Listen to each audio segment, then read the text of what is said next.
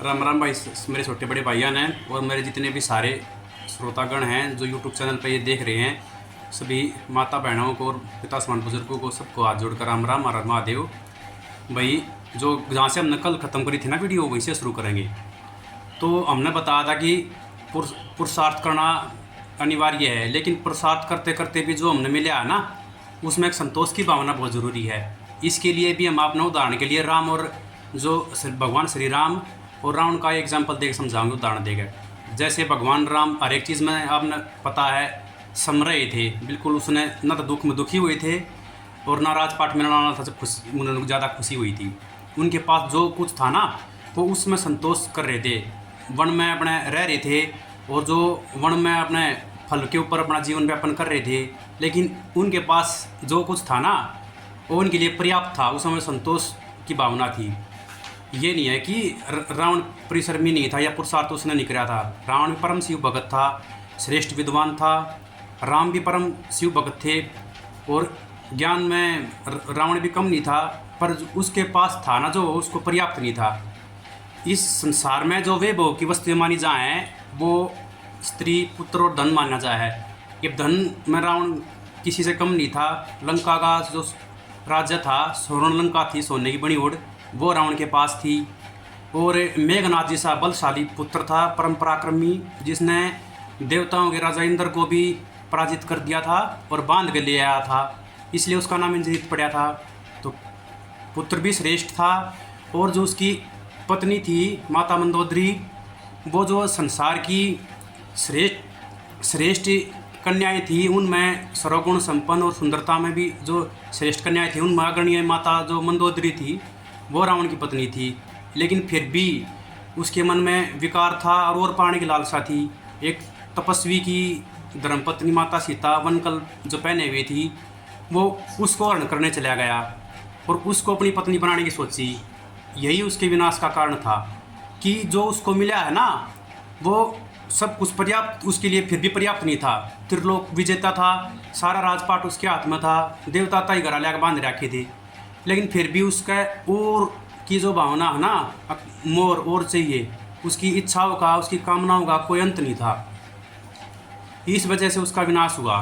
और भगवान श्री राम थे, वो उन्होंने मतलब सर्वसमर्थ होते हुए भी सर्वसमर्थ थे, लेकिन फिर भी उसने इस मानव सभ्यता को दिखाया कि कर्मयोग के द्वारा किस प्रकार इंसान श्रेष्ठ बन सका है, जीवन व्यतीत कर सका है। इसलिए आज उन्होंने मर्यादा पुरुषोत्तम कहे हैं और दूसरी तरफ रावण ने दुराचारी कहे हैं। तो भाई पुरुषार्थ की भी दिशा ठीक होनी चाहिए।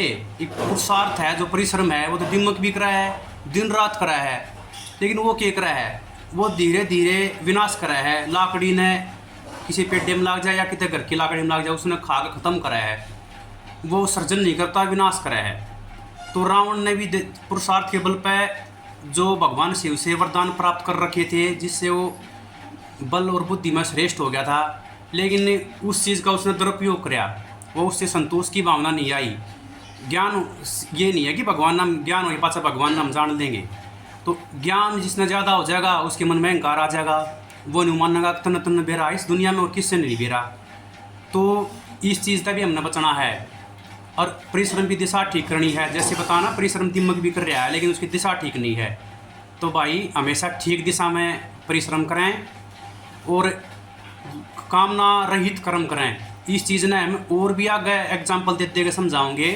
मैं शुरुआत में जानबूझ कर वीडियो में छोटी लेने की कोशिश कर रहा हूँ कि भाई इसमें देखें, इंटरेस्टेड हों, क्योंकि टाइम आजकल किसी के पास है नहीं। 4-5 मिनट का मुश्किल से टाइम होगा इसने देखने ना। था भगवान राम की मई मानता है, शेषनाग भी अपने सहस्त्र मुखों से अनंत समय तक, अनंत साल तक का तारा ना जब भी बखान नहीं कर सकता। और मैं इतना बड़ा कोई संस्कृत का या और किसी चीज़ का विद्वान पंडित तो हूँ नहीं, जो मतलब हमने शास्त्रा में लिखी गई है ना, धर्माचरण करके हम किस तरह मनुष्य श्रेष्ठता की तरफ जा सका है, हम तो वही बताए हैं। तो अंत में हम रामचरितमानस का एक श्लोक भी पढ़ेंगे, जिसमें बताया गया कि पुरुषार्थ के बिना तो भगवान को भी नहीं पा सकता आदमी, परिश्रम के बिना।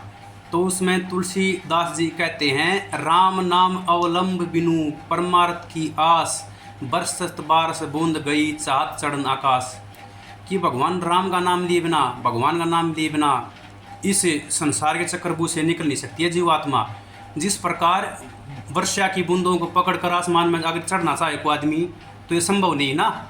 तो उसी प्रकार परमात्मा का नाम लिए बिना, उसका नाम से कीर्तन करे बिना, स्मरण करे बिना इस संसार रूपी भाव सागर से ये जीवात्मा पार नहीं हो सकती। तो भाई आप सबसे फिर वही विनती है कि भगवान ने स्मरण करते रहें और जो परमात्मा ने अपना कर्म दिया है वो करते रहें, सब स्वस्थ रहें। जय श्री राम।